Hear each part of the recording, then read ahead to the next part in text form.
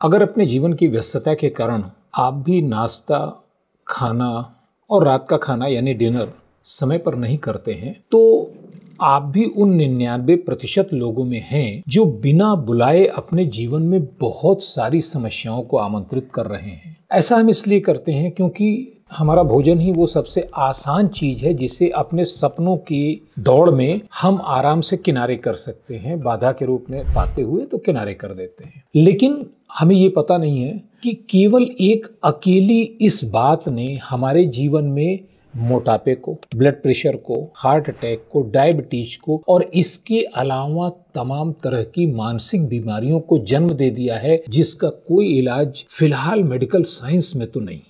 नमस्कार दोस्तों, मैं हूं रविशंकर और आपका स्वागत है लाइफ सिग्निफाई में। यहाँ हम बातें करते हैं अपने आप को बेहतर बनाने के लिए, अपने आप को स्वस्थ, खुश, समृद्ध बनाने के लिए। और इस सिलसिले में आज हम लोग जानते हैं कि हमारे जीवन में जो मोटापे की समस्या आजकल बढ़ गई है कि हर दूसरा व्यक्ति ओवरवेट नजर आता है, उसका आखिर कारण कहाँ है? क्योंकि अगर देखा जाए तो मेडिकल साइंस में बहुत प्रगति हुई है, स्वास्थ्य के बारे में हमारी जानकारी में भी बहुत अच्छी खासी वृद्धि हुई है। हम लोग जागरूक हुए हैं, हमें क्या खाना है, कौन सी चीज हेल्दी है, कौन सी चीज अनहेल्दी है, इसका नॉलेज हमें अपने पिछली पीढ़ी की तुलना में बहुत ज्यादा हुआ है। लेकिन अगर हम तुलना करें तो पिछली पीढ़ी में मोटापे की समस्या बड़ी रेयर थी। शायद 150 में कोई एक व्यक्ति दिखे, लेकिन आज हालात एकदम अलग है। जितना अधिक विकसित होते हम जा रहे हैं उतने अधिक मोटापे की समस्या से ग्रस्त हुए हैं। इसका क्या कारण हो सकता है, ये वीडियो इसी पर है। और अगर आप इस समस्या से परेशान हैं तो ये वीडियो आपके लिए बहुत आवश्यक है। इसे अंत तक देखिएगा क्योंकि यह आपके जीवन में कुछ ऐसा आपको दे सकता है जो आपको स्वस्थ होने में, खुश होने में बहुत मदद करेगा। विज्ञान ये कहता है कि हमारी बॉडी में सेल जनरेशन की प्रक्रिया 30 वर्ष की उम्र तक सबसे तेज होती है।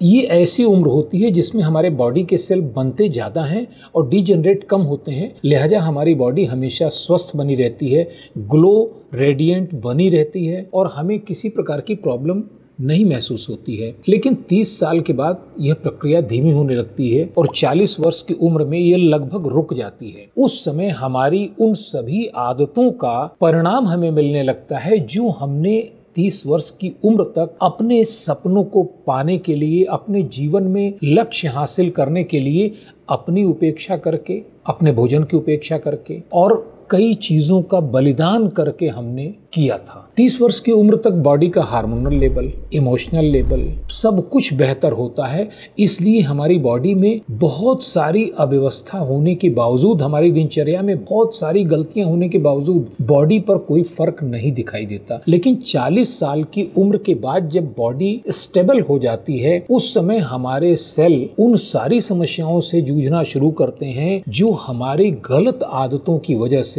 पहले बन चुकी हैं। इन आदतों में जो सबसे बड़ी आदत जिसकी हम आज बात कर रहे हैं वो है भोजन का समय पर न होना। साधारण रूप से हमें ये सामान्य बात लगती है कि भाई ठीक है, अगर समय नहीं मिला या काम जरूरी है, भोजन के समय को आगे पीछे खिसका लेते हैं। लेकिन अगर हम बायोलॉजिकल लेवल पर और शरीर की अपनी कार्यप्रणाली के लेवल पर देखेंगे तो यह बात इतनी सामान्य नहीं है क्योंकि इसका दुष्परिणाम बहुत लंबा होता है। चलिए इसको विज्ञान के नजरिए से देखते हैं। क्या कहता है विज्ञान? विज्ञान ये कहता है कि हमारे शरीर में डाइजेशन का एक पूरा सिस्टम होता है जो अपने तरीके से काम करता है। और वो तरीका ये है कि जब भोजन को एनर्जी की जरूरत महसूस होती है उसके 20-25 मिनट पहले से वो सिग्नल देना शुरू करता है। और उस सिग्नल में सबसे जो 2 प्रमुख सिग्नल होते हैं कि पेट में थोड़ा सा जलन होना या थोड़ा सा क्रेविंग होना, दूसरा मुख में सलाइवा का ज्यादा बनना। ये दोनों लक्षण हमें बताते हैं एनर्जी की जरूरत। और लगभग ये पूरा स्पैन 45 मिनट का होता है। यदि इस 45 मिनट के अंदर शरीर को भोजन मिलता है तो वो उसे डाइजेस्ट करने की स्थिति में होता है। उस समय हमारे पेट में पचाने वाले पाचक रस पर्याप्त मात्रा में होते हैं। भोजन को जाते ही वे उसे डाइजेस्ट करते हैं और डाइजेस्टेड भोजन हमारी आंतों में जाकर एब्जॉर्ब होना शुरू हो जाता है। लेकिन अगर उस समय भोजन नहीं मिलता तब क्या होता है? तो उस समय अगर भोजन नहीं मिला तो वो जो एसिड पेट में आ गया है, बाइल जूस जो पेट में आ गया है, पेट के लिए अब ये बहुत बड़ी समस्या होता है, क्योंकि वह वापस उसे नहीं ले पाता। ऐसा संभव नहीं है कि उस जूस को फिर से वो एब्जॉर्ब कर ले। ऐसी दशा में प्राय होता यह है कि उस बाइल जूस को वो ब्लड में छोड़ देता है, और ब्लड में छोड़ने के कारण न्यूट्रलाइज होने के स्थान पर वो ब्लड को धीरे धीरे एसिडिक बनाना शुरू करता है, और यहाँ से शुरू होती है रक्त अम्लता या ब्लड एसिडिटी की शुरुआत, जो आगे जाकर हार्ट अटैक जैसी डिजीज का बहुत बड़ा कारण होता है। और इसके अलावा वो बाइल जूस अगर प्रयोग नहीं हुआ भोजन में तो वो ऊपर की ओर उठता है, ट्रैकिया की ओर आता है, हाइपर एसिडिटी, सीने की जलन, गले की जलन, इन सबको पैदा करता है, वोमिटिंग ट्रिगर होती है। लेकिन ये समझ में आने वाली बात है, पर ये नहीं समझ में आता कि क्या इसका मोटापे से भी कोई संबंध है। जी हाँ, इसका सबसे बड़ा संबंध मोटापे से है। इसके लिए पहले बॉडी की एनर्जी मैनेजमेंट सिस्टम को समझना होगा। ये इस सिद्धांत पर काम करता है कि ब्रेन का काम बॉडी को जीवित रखना है, ये उसका प्राइमरी वर्क है, और इसके लिए वो सब कुछ करता है जो उसे करना आवश्यक लगता है। अगर हम समय पर भोजन नहीं करते हैं तो बॉडी में एक साइकिल शुरू होती है, उसको कहते हैं स्टार्वेशन मोड, यानी कंगाली की स्थिति, एनर्जी की कंगाली। बॉडी को जो ऑटो सिस्टम चलाता है, जो एनर्जी को मैनेज करता है, किस पार्ट को कितनी एनर्जी जानी है, उसको ये सिग्नल आता है कि बॉडी को सही टाइम पर ऊर्जा नहीं मिल रही है, यानी कोई समस्या है। और जब शरीर को ऊर्जा की जरूरत होगी उस समय ऊर्जा अगर नहीं मिली तो जीवन खतरे में पड़ सकता है। इसलिए वो सबकॉन्शियस माइंड बॉडी को इंस्ट्रक्शन देता है। इंस्ट्रक्शन सेलुलर लेवल पर जाता है, और वो इंस्ट्रक्शन ये होता है कि जितनी जरूरत है उससे ज्यादा एनर्जी को फैट में कन्वर्ट करके बॉडी में स्टोर करो। और यहाँ से शुरू होता है असली खेल। अब जब अगली बार आप भोजन करते हैं समय पर तो बॉडी को एनर्जी की जरूरत तो है ही है, वो ज्यादा से ज्यादा एनर्जी को प्रोड्यूस करती है। आपके भोजन से वो 60, 70, 80% उसको डाइजेस्ट नहीं करती, 100% डाइजेस्ट करने की कोशिश करती है। और उस पूरी एनर्जी को जब बॉडी रिकवर करती है तो कोशिश ये करती है कि उसमें से ज्यादा हिस्सा बचा लिया जाए, ताकि जब अगली बार आप उसको एनर्जी टाइम पर न दें तो वो खर्च कर सके। और धीरे धीरे ये हैबिट बन जाती है बॉडी की। तो हैबिट बनने के बाद होता ये है, वही जो ज्यादातर लोग कहते हैं कि भाई मैं तो कुछ नहीं खाता, सूखी रोटी भी खाता हूं लेकिन मेरा वेट कम नहीं होता। कम होगा भी नहीं, क्योंकि बॉडी के प्रोग्रामिंग में ये संदेश इनबिल्ट हो गया है कि बॉडी को पहले एनर्जी खराब दिनों के लिए बचानी है, फैट के रूप में जमा करना है, और जो बच जाए उससे जैसे तैसे बॉडी का काम चलाना है। इसीलिए आपने देखा होगा कि मोटे लोग अक्सर बीमार भी होते हैं। अगर व्यक्ति मोटा है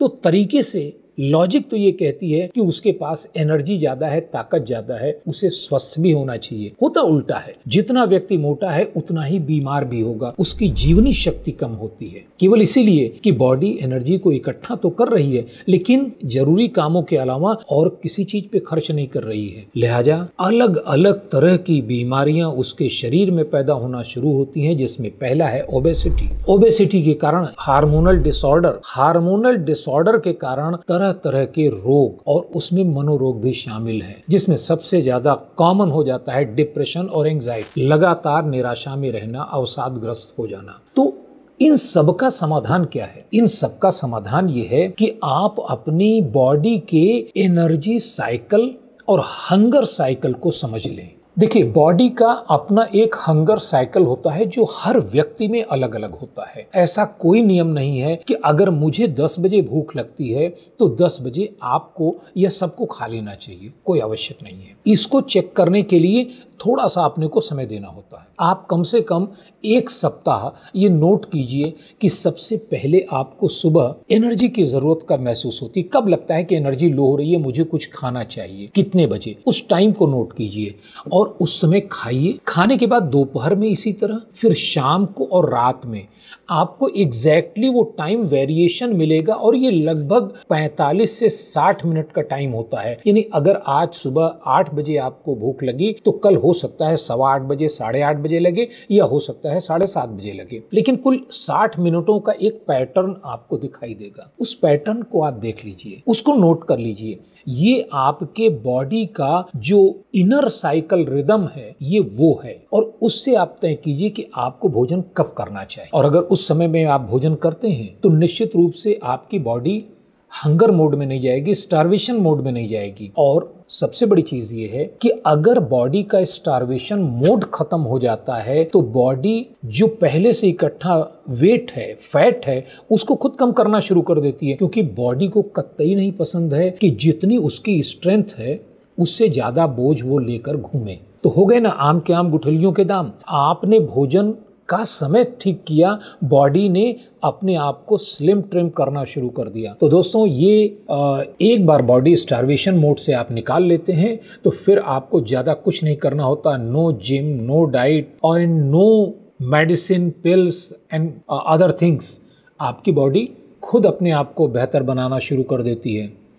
तो कैसा लगा आपको ये वीडियो? और अगर ये आपको अच्छा लगा हो तो इसको जीवन में आजमाइएगा जरूर। आपको क्या अनुभव हुआ अपने कमेंट में बताइएगा। और हाँ, लाइक करना और उन दोस्तों को शेयर करना मत भूलिएगा जो आप ही की तरह हमेशा स्किप करते रहते हैं, बाद में खा लेंगे। Thank you. जय हिंद, जय भारत।